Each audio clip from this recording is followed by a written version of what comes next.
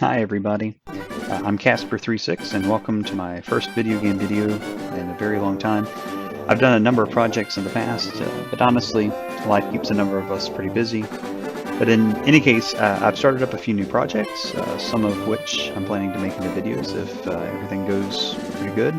I've got one based on my favorite video game of all time, Final Fantasy VI. I'm kind of wrapping it up right now.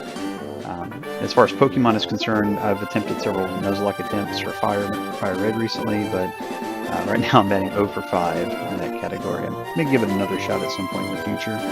But that's not what this video is about. The topic of today's video is a different self-imposed challenge. Can you beat Pokemon with only one Pokemon? So there are several individuals out there who've kind of done their own series of these other gaming challenges that I kind of follow on YouTube. So what's this one about? Well, I've been playing video games most of my life, like many people, and like I mentioned earlier, life's pretty busy. I'm not a professional gamer by any means, I just don't have the time for it.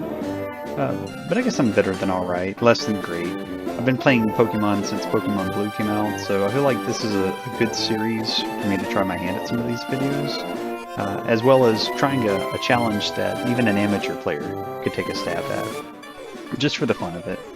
So I've watched a few of these Can You Beat Pokemon with only one Pokemon type challenges, and usually the streamer starts with an idea of the Pokemon who they want beforehand, and they have a chance to plan the routing. And I thought I'd take a slight twist on it. I used a randomizer program to make this challenge, Can You Beat Pokemon with a random Pokemon? So the idea becomes, you don't know who you're going to get until you're given it.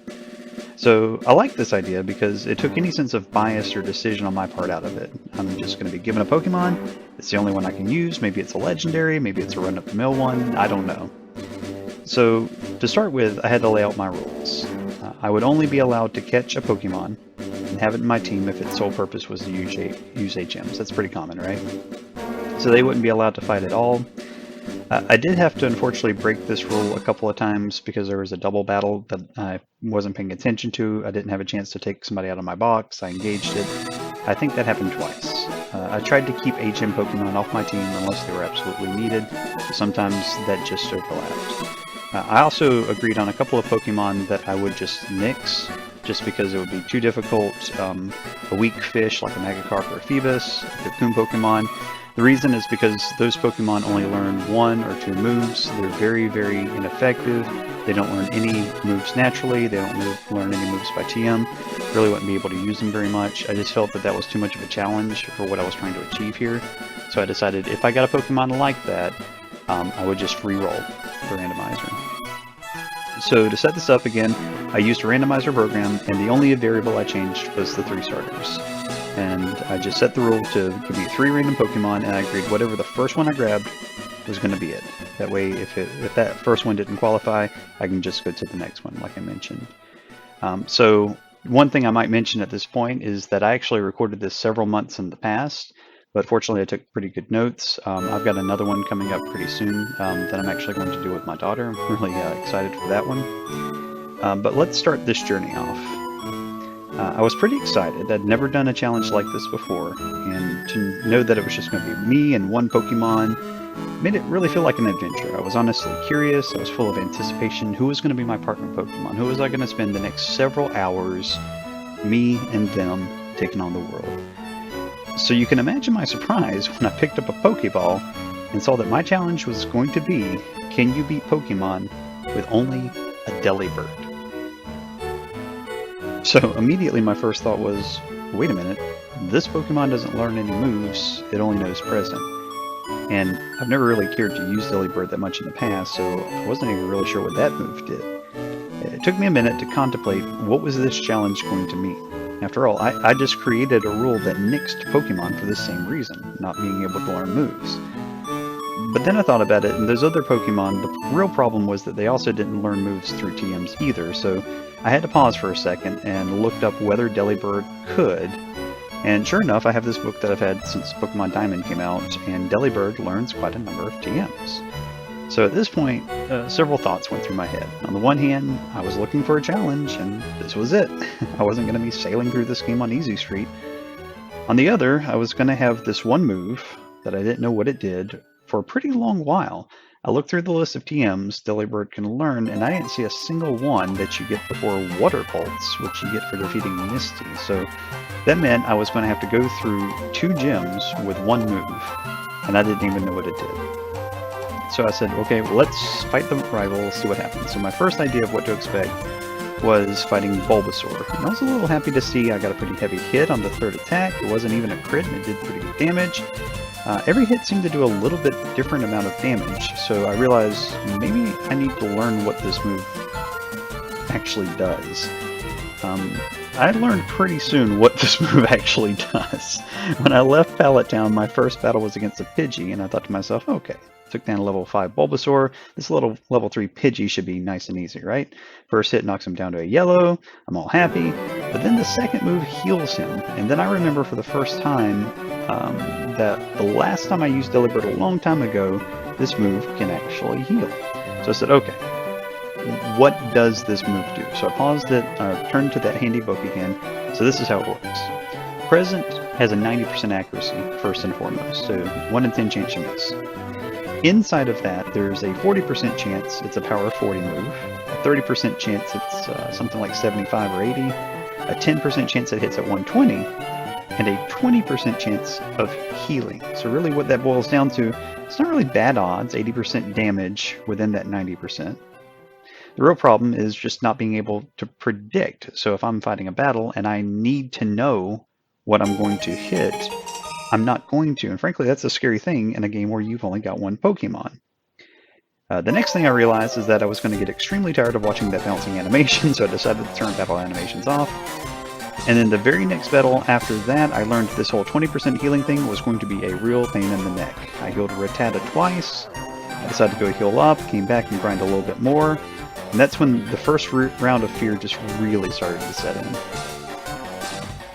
Now, I've gone through this game a few dozen times. I know it's a little slow getting up and going at the beginning, but early in the game it's a little predictable. You get a feel of how often you need to go heal, how many battles before you gain a level, when you need to push on, that sort of thing.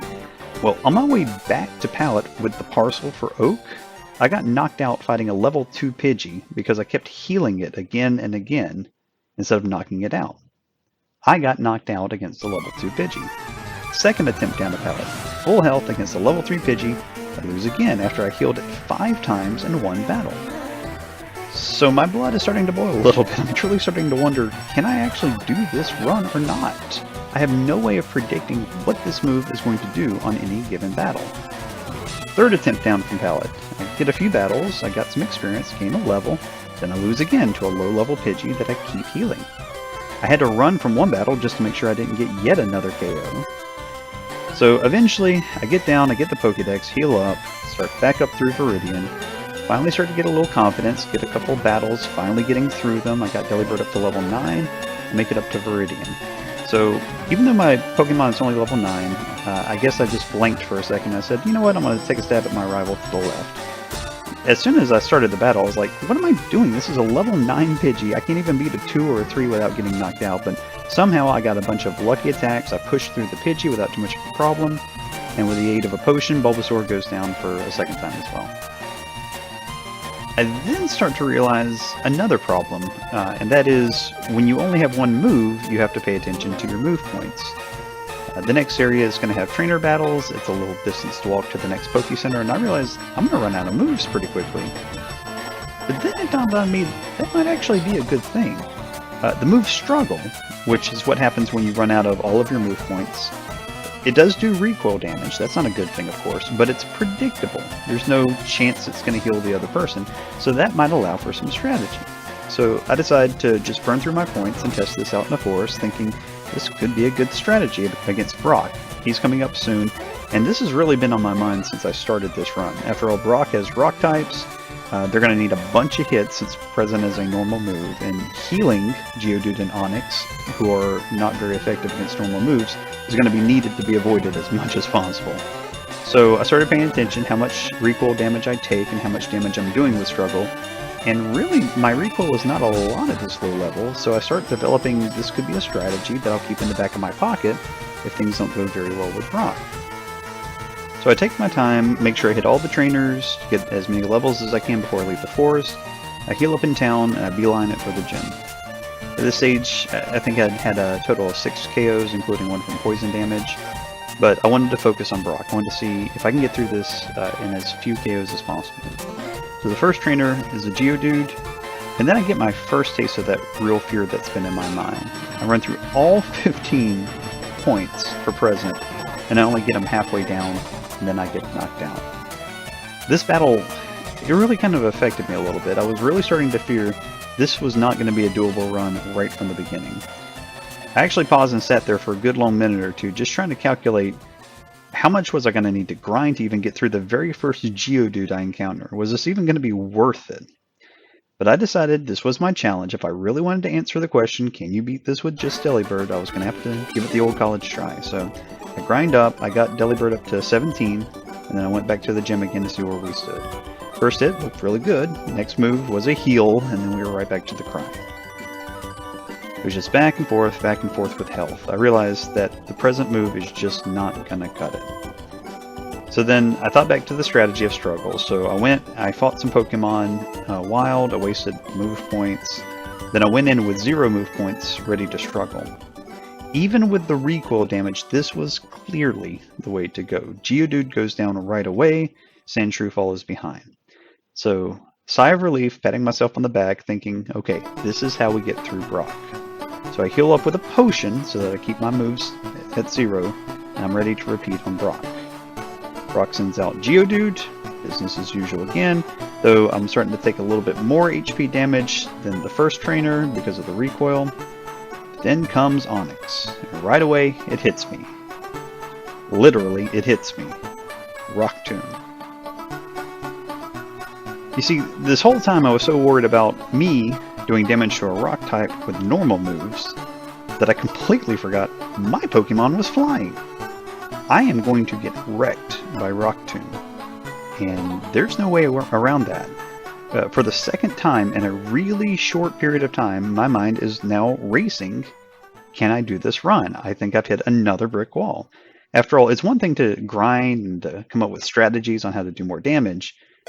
There's no way around this early in the game avoiding a rock move when I'm a flying Pokemon. So I had no choice, really, but to just level up more. I wanted to take a few more stabs at Brock just in case I got lucky. It would let me know where I stood, how much I was going to have to grind. Using Struggle, no problems against Geodude, except not being at full health. But Onyx just clobbers me, one hit, over and again. He's going to use Rock Tomb as his first move every time, so there's no thinking I get lucky and he just does a random different move like Tackle. I tried again.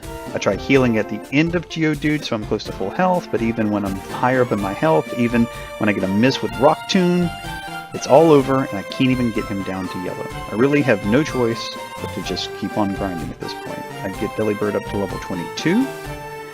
Geodude becomes a little easier regarding how much health I have left at the beginning. I heal up right away, I'm at full health. Even then, Rock Tomb takes me over halfway just in one hit. I realize I just can't take 2 hits. So at this stage, it's do or die. There really is no realistic level I could grind to withstand rock moves. I realized the only way to do this is I gotta heal up before I get to Onyx so I can take at least 1 hit, and then I just gotta hope I get a number of misses.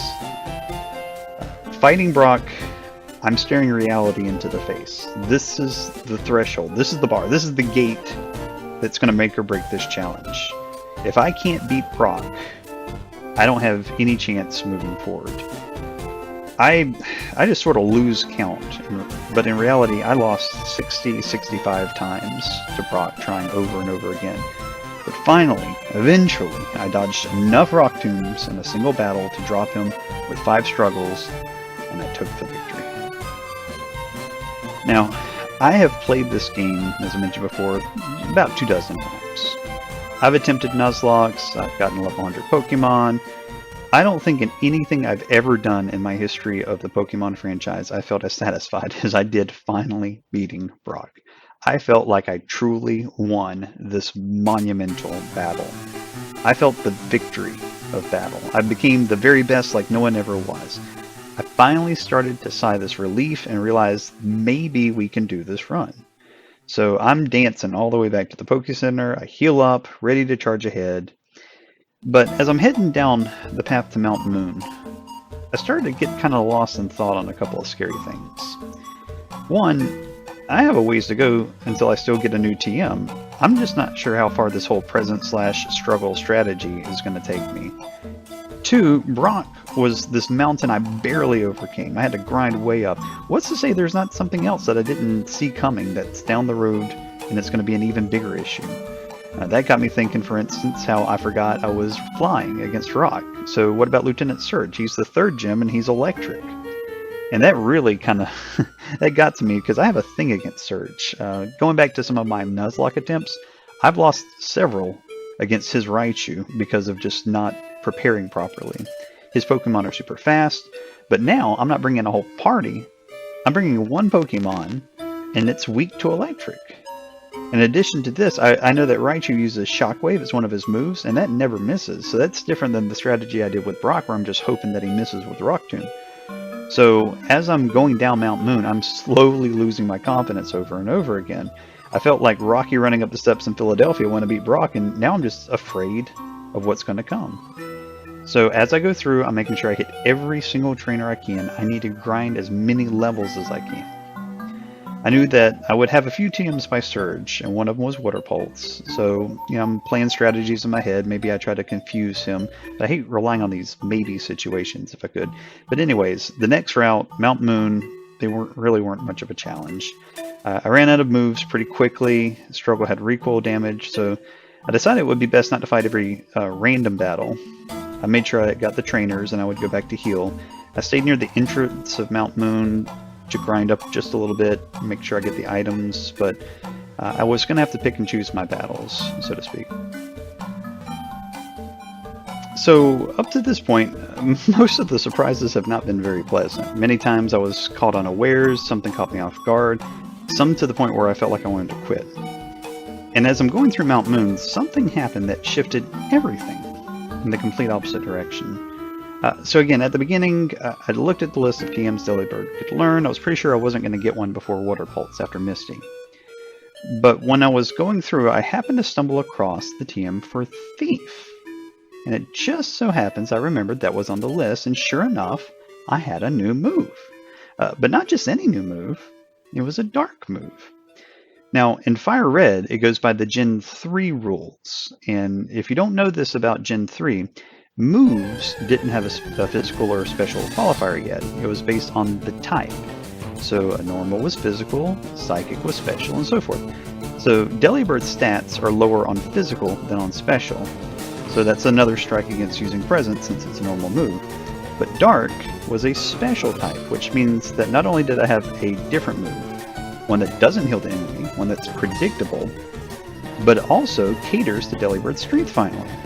So that made me very happy, I should say, and I was able to get through the rest of Mount Moon without an issue. Got another surprise when I left the cave. So I grew up playing Pokemon Blue, so I'm familiar with the area, but with the Fire Red Leaf Green, there's these little things that I keep forgetting about. Right outside the cave, there's these two karate guys that could teach Mega Punch and Mega Kick. And I didn't see those in the TM list because they're not TMs, they're taught moves. And I think I kind of remembered they were there, but I was like, this is a punch, kick, these are fighting moves. I don't think Delibird's going to learn them. But to my delightful surprise, he learned both. So here I was thinking, okay, this is going to be me and a bunch of packages fighting Misty's Starmie. Instead, now I have a fully equipped Delibird ready to fight. I had a number of strategies I could develop. I started to gain a little bit of confidence. This was starting to look pretty good. However, you only need to fool me once, and I sure got fooled by Brock, so I decided not to go straight to Misty's gym, but up Nugget Bridge to get a little extra grinding. I got some nice glee out of beating my rival again. The bridge, across, there was no challenge. My Delibird was cresting up to level 30 as I was moving across. I'm in full go mode. In addition to this, somebody must have been smiling really nice on me because I found yet another TM, the one for Secret Power. Now, Secret Power is normal, it's physical, so it doesn't cater to that special attack. But it was still more accurate than those Mega moves, and I think it had the additional bonus of sometimes causing status effects, so I decided to put that on Delibird, and then I continued the circuit around the Bills, down, back and around to Misty's gym. I was slightly nervous stepping foot inside after what happened with Brock, but that went away really quickly. Delibird just pushed the gym over like a bully. Went through the trainers, beat Misty, no problems. So beating Misty nets me Water Pulse, and it brings me one step closer to the moveset that I was planning on having for Surge. So I leave, I head down under Saffron, get to Vermilion. Of course, the first order of business when you get to Vermilion is to do the SS and to get some last minute levels. You get the HM cut. But before I even got on board, I knew I was going to have to find some Pokemon for the HMs, and I really didn't want to catch a ton, so I was trying to think what Pokemon could learn cut and also eventually Flash. And as many times as I've played the game, I've never done this game where I've only had the one Pokemon. So I've really never encountered the situation where I had to think of which Pokemon learns all the HMs. I sort of always just go through my box and find one on the fly that learns it. So I thought I remembered Drowsy could do both, and so I decided to catch a Drowsy before I got on the SSN. And once on the SSN, trainers gave me no issue, Rival didn't give me an issue. By the time that I got through all the trainers on the boat and got to the rival battle, Delibird had gotten up to level 39. I was starting to feel really good about my chances against Surge. I was a little nervous because I didn't want to get caught in some sort of a trap that I laid for myself, but honestly, I felt like this was going to go well. However, I got off the ship, I got Drowsy out of the box, and I learned that I chose poorly. He did not learn Cut, so I had to let him go. I went to find a replacement HM Pokemon. I caught a Pidgey. I thought he could learn it, but he doesn't. I got a Spearow. He would help me learn Fly later, but again, another strike on Cut. So finally, I got a Meowth, which could learn Cut. I know he could also learn Flash. I'm not sure why I didn't start with him before. Maybe I just didn't see him and it didn't come to mind. But anyways, caught a Meowth. He was going to be my HM Pokemon. So having finally got the Cut Pokemon, it was time to take on Surge. So any other time, any other game, bringing a bird Pokemon to Surge as my main Pokemon would have had me sweating bullets. And to be fair, I wasn't 100% sure this was going to go perfect, but Delibird was level 40, considerably higher than Surge's Pokemon. And this was the best that I was going to be. I knew this was going to likely be the last of the surprise gems to catch me off guard, so I took a deep breath and I pushed through. Sure enough, not a problem against the opposing trainers. I got to Surge, he went down like the little punk he is. I've never been happier based on my Nuzlocke in the past. This was a revenge fight from start to finish, and I was able to get that retribution for the many, many Pokemon that he skilled on my Nuzlocke attempts. May they all rest in peace. Well, I mean, not like in the Pokemon Graveyard and Lavender kind of way, but you know what I mean. Anyways, I decided to go through Diglett Tunnel. I went to go get Flash from Oak's aid when I was ever so rudely reminded that I haven't caught enough Pokemon. This was a little concerning to me. First, it caught me off guard because I've never not had 10 Pokemon at this point. But in all the times that I've played the game, I've never actually tried to go through Rock Tunnel blind. Just never have come up. Then again, this was my challenge, this was my adventure, so there was a first time for everything. So I took the long way back up, around through Cerulean, then lands east to traverse Rock Tunnel. On the way, picked up Aerial Ace, which was a move I knew I'd be getting, and I knew that this one I would be keeping to the end. It's flying, it's never miss, it's a power of 60, so this was going to be a good move for me. Before I got into Rock Tunnel, I looked up a map online just to kind of refresh my memory of the layout. And honestly, I gotta kind of say I was pleased with the job I did getting through, since this is my first time going through blind. I got through without too much of a problem. I don't think I got lost that much. So I came out the other end, I arrived in Lavender, healed up, and then decided to just from here go west to Celadon. Delibird is pushing level 48, and as hard as I was trying to think of things that were going to catch me or stop me at this point, really, I could only see bright lights ahead. Way back at the very beginning again, I keep going back to the TM list when I was looking it up, but this was one of those times where once again I was planning for this moment. One TM that I knew I was gonna get above any else in the game was Ice Beam. I saw it in his list, I knew how important that move was going to be, how important of an ice move it is in general, and I knew that they sold it in Celadon. Well, I was almost right. It is sold, but it's not sold in the store. It's traded for coins in the game center. and a lot of coins, as in all of my money was still not enough amount of coins. As in, I sold everything I didn't need and was still many thousands short amount of coins. So I need this move, but unfortunately, after selling everything, after spending everything, I was just going to have to put this on hold for a second. I decided, let me do a few things that I know I can do now and see if that gets me enough money. So I decided I'm going to go take out Rocket's hideout in the game corner and see if that made up the last amount that I needed so that I could get Ice Beam before the Grass Gym, which I knew was the next gym. And I probably could have beat it anyhow. Delibird, is pushing up. It's almost a level 50 by the time I'm done with the Rocket hideout. But listen, look, if I'm getting Ice Beam, I'm getting Ice Beam. So this is happening. So the hideout gives me no problems, about like everything else at this point. I think that can just pretty much go without saying. Delibird is at a couple dozen levels higher than all the Pokemon that I'm fighting at this point. Beat Giovanni, get the scope. I sold more things that I found in there to raise that last little bit of money I needed to trade for coins. Bought Ice Beam, and then just dashed through the Grass Gym like it was butter. Between Aerial Ace and Ice Beam, I'm not even sure if I paid attention to who I was fighting and what they had. Pretty much everybody and everything just went down immediately.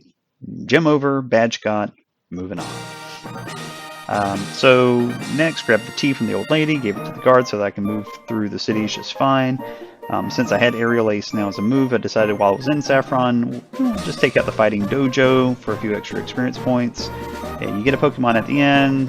Didn't worry about grabbing the freebie Pokemon for obvious reasons. Bid Saffron adieu for a short bit. I knew I'd be coming back with some unfinished business later, but at this point, a lot of things opened up, so we moved east to Lavender Town again. I took on the rival battle, which you actually can take earlier. I guess I kind of forgot about it, but let's just say it felt a little wrong to take that much advantage of the guy at this point. The tower went quickly. I rescued Mr. Fuji at the top, get the Poke Flute. Decided to go the southern route from Lavender, make sure I get all the trainers, of course. At this point, it feels like it's just padding, but I really want to make sure that my levels stay considerably higher than everybody I'm fighting. I just need that advantage, and especially with the rough start at the beginning. So by the time I make it down to Fuchsia, because this was that long trip down that actually took several times going back even for PowerPoint moves. But by the time I got to Fuchsia, my level 63 Delibird was feeling pretty good. So not much time was spent here. Safari Zone, get Surf, get the Teeth for Strength. Koga's Gym was full of Pokemon that just like to get knocked out with one hit, and really, with a Delibird in the 60s level, it's kind of hard not to. Badge in hand, moving on. I decided to go back to Cerulean with Fly to get the bike, take the bike route down the left side of Celadon to get a little extra level grinding, fought all the trainers. Delibird's up to level 68, so we head back to Saffron, we do the Silph-Co. We do it embarrassingly quickly. However, I wanted to make sure I took my time going through Silph-Co for a personal reason. So let me explain. I tried my last Nuzlocke not too terribly long ago, maybe about a month or two before I did this challenge. And it was almost successful.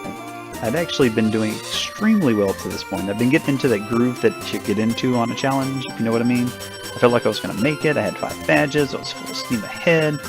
And then when I got to Silph-Co and I fought the rival battle right before you get to the end, his level 40 Charizard wiped my entire party out. I had spent a long time on that run. And frankly, my entire day was ruined. My 10-year-old daughter tried to console me, but it was not a good day for me. It was a very bitter day when I lost that Nuzlocke.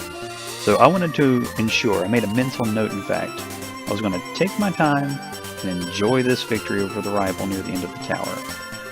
If the game would have let me, I would have gone back and beat him again and again and again. It was cathartic. It was therapeutic.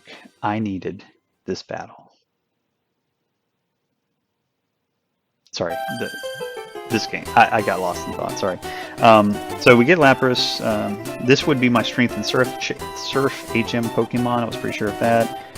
Went in, took out Giovanni, business as usual at this point, finished Silph-Co. While I was there in Saffron, we'll go ahead and do the Psychic Gym. I don't know if this is everybody else, but this is one of those gyms that I could play this game 100 times. I still get lost in this thing. Sure enough, it ends up looking like the cartoon bit with people running in and out of doors. I keep going through the wrong teleporters. But the trainers are nothing too scary, nothing too problematic. Take out Sabrina. So at this point, I completed most of the things that you can do on the mainland. The next actual place to go is Cinnabar Island. I mean, I could simply just fly over the pallet and surf down, but I decided this was an adventure, right? So we're going to do it the traditional way. We're going to go through Seafoam Island, get some experience from trainers, and that's also a plus. But we're going to do this the right way. We're going to enjoy our story. You know, we're going to surf, we're going to take our time, get a nice tan, maybe have a little seafood. Anyways, so we get to the island. I didn't really feel like worrying about random encounters, mostly because of the limited move points, and this is one of those puzzle areas, so I made sure that I stocked up on repels and used them as I worked through the puzzles. I did, however, play around in my head whether I wanted to fight Articuno, since I was here at the caves. You know, it's not really required, and it's not like I'm going to catch him. However, I decided to do so for two reasons. One, I would have felt a little unfulfilled coming all this way, being right next to him at the exit, and not fight him. I mean, I'm not going to be encountering the others, Zapdos or Moltres, they're not directly in the path. And it would have at least allowed me to fight a legendary on this adventure, my story, right? But the second reason is, let's be honest, there's only one room in this region for an ice bird, and that's me. So Articuno, you know, he can go away. Battle was over in a few hits. The mantle of the ice bird belongs to Delibird. So we finish up in the islands. I sail west to Cinnabar. First stop to Cinnabar Mansion. And look, this is like Sabrina's gym. No matter how many times I play this game, I just have a hard time remembering what I'm supposed to do. What switch does what room closes what door, when do I go there? And because if I were to use an expression from baseball, I'm on a PP count, a point count, I stuck it out as long as I could. I was almost down to struggles again trying to get through this gym. Now, once you finally get down to the basement, it's a little bit more straightforward as far as a path. So eventually I get there, get the key, leave the mansion, unlock the gym. Normally, speaking of the gym, you can just answer the questions to avoid the trainers, but I'm milking every last experience point I can get from these trainers. I know that the Elite Four battle is right around the corner, and this is the very last themed trainer that I was going to be weak against, since I'm part ice, and this is the fire gym. Now, I mean, I really didn't feel like I had much to worry about. I'm in the high 70s as far as level, which is crazy. So water pulse, rinse, and repeat. I had to ensure I knock out Pokemon in one hit, though, because I am weak to fire, and some of these Pokemon know some pretty strong fire moves. So this worked for pretty much everybody except for Blaine, whose Arcanine actually survived a hit and hit me with Fire Blast. Got a little nervous, but I survived, I finished the battle, and that's all she wrote for Gen 7. Now, the one thing I've always hated about Fire Red is that after you beat Blaine, the game decides you need to do this little side story that involves you running errands in this archipelago. So I get more or less kidnapped and shipped away to some undisclosed location. It's like I forget about this every time because I'm used to the Pokemon Blue. So when I play this, it's like it catches me every time. So more frustrating boat rides, wandering around, playing UPS, delivering items, rescuing people, fighting a motorcycle gang, hunting Pokemon that are described straight out of a Halloween story by the people of the island. It just feels like it doesn't belong in the game. I don't know, I have a hard time putting this little area into words, but it just feels like they forced it in, like you needed to add something a little extra, and they made this thing up, but it wasn't done by the same people that made the first game. Maybe it's just me, I don't know. But finally we get through it, we get to leave the islands and come back to the main region, and at that point it's just heading up to Viridian. We challenge Giovanni for the last time. Now, after that little scare with Blaine's Arcanine, me not knocking it out in one hit, I do insist on fighting all the trainers. We need to grab as many experience points as possible.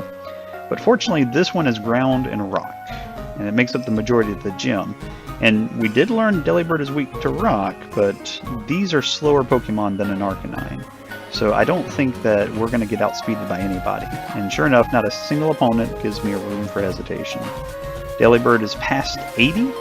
And Giovanni goes down faster than it takes for a player to question why the leader of the de facto mafia is an employee of the Pokemon competition committee.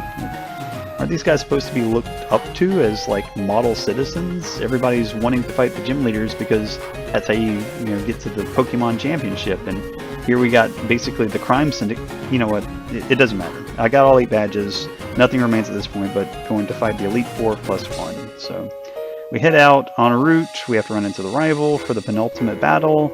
6 up, 6 down, rivals out, back on the path.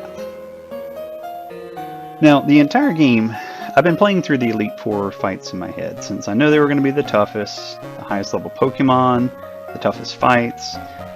The second and the fourth trainers were fighting and Dragon. That's not going to be anything. I have Aerial Ace, I have Ice Beam. Those battles should be pretty easy. Trainer 3 is the Ghost Psychic, so it mostly would just be outspeeding and overpowering, but really no strategy. The trainer I wasn't really sure how it was going to go was Lorelai. Now, fighting is an absolute dread to ice, but I'm ice and flying, so that cuts that weakness, but I really wasn't sure what to expect. I've seen a lot of videos. I know that Lapras can be a real powerhouse. I know that Slowbro can be sneaky sometimes, so I just wasn't sure how my battle was going to go. So Victory Road meant fighting the trainers. I did fight a couple of random encounters also, but mostly I just tried to get through them with repels. I just it took some time for the puzzles and the trainers, but nothing exciting with Victory Road. Finally get to the end. I knew it was the final fight.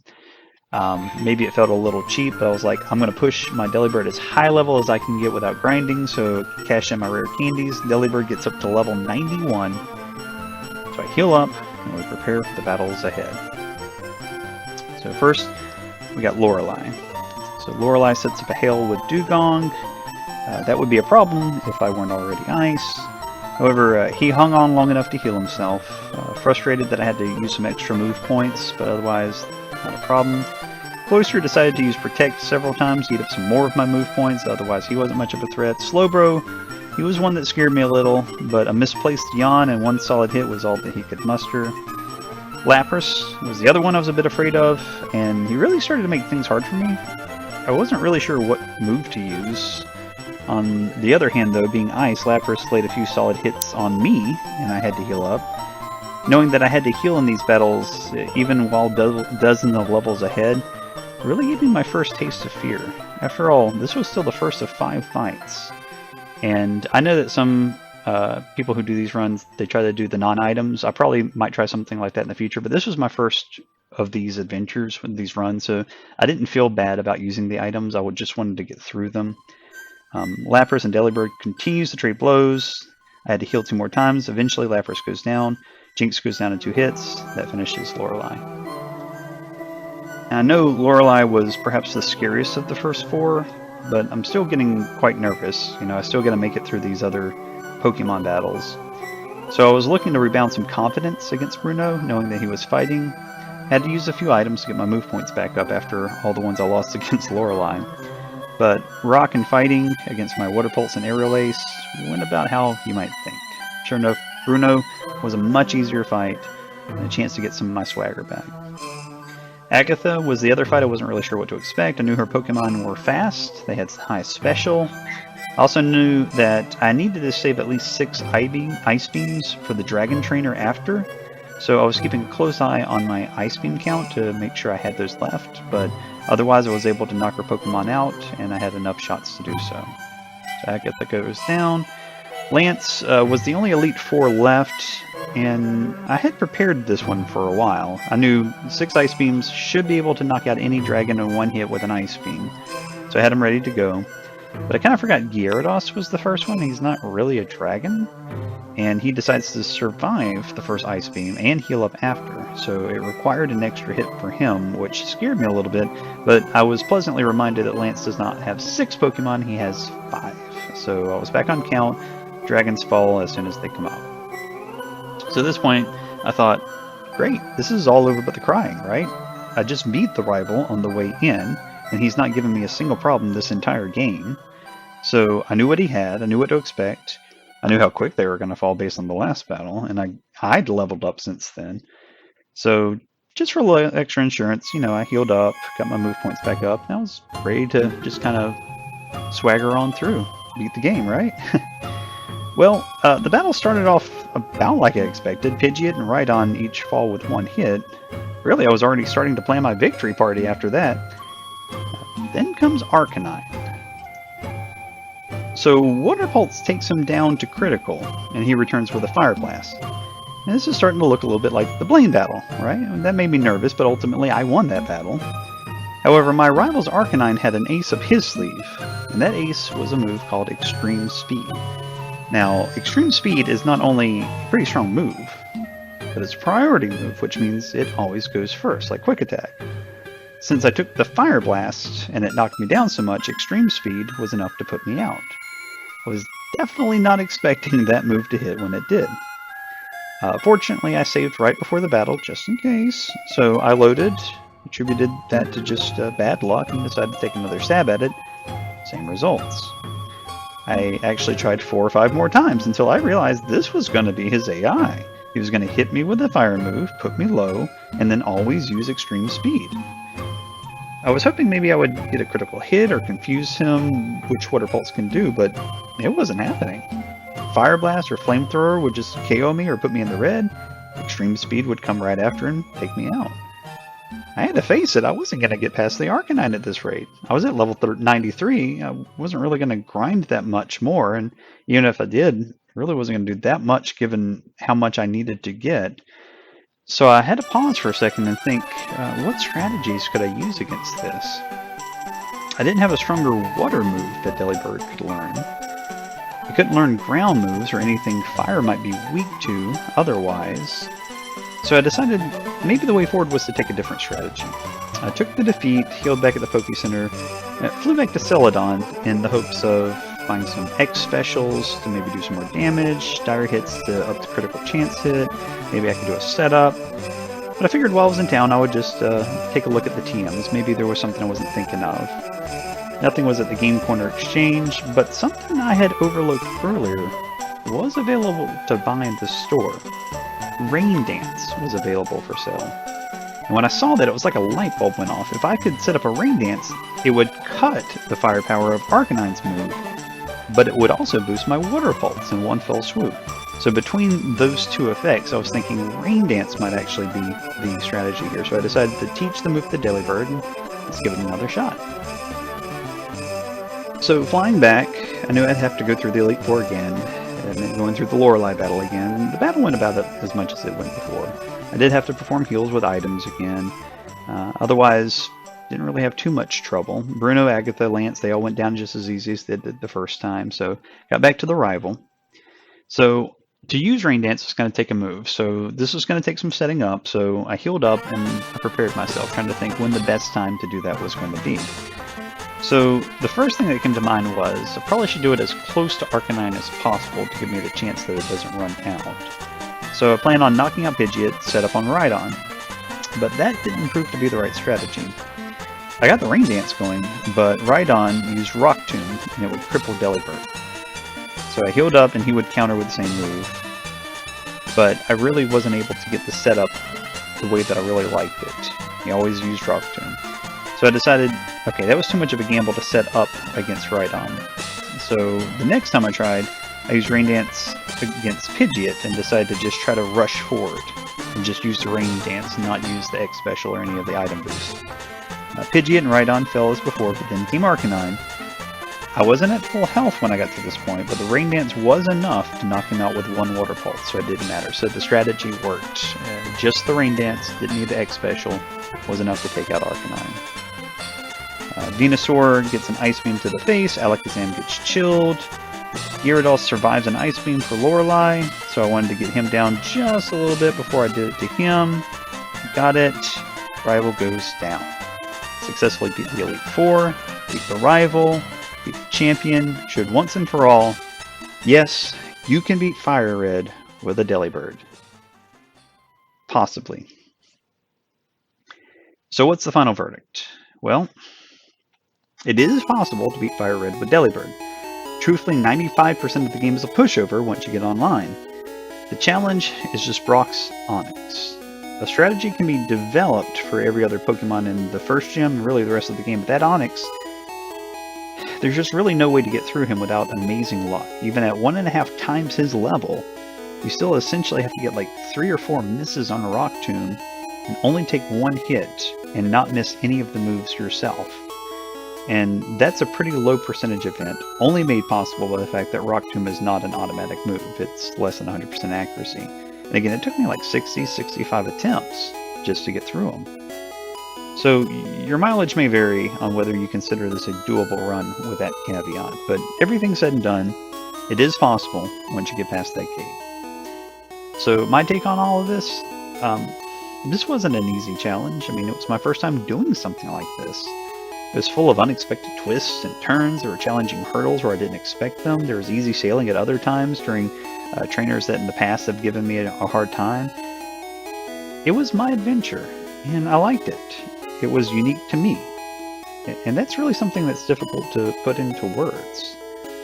Playing a game with a self-imposed restriction adds those extra layers of intrigue. It's like a mystery or a spy movie, and yeah, it's fun to watch other people do it, but doing it myself was kind of fun. It gave me a little story and experience I was able to share with my, with the friends and family that I have that play Pokemon. And yeah, I know it's a video game, but it's a story, right? It's full of memories and experiences, and I'm able to chronicle like I'm doing right now.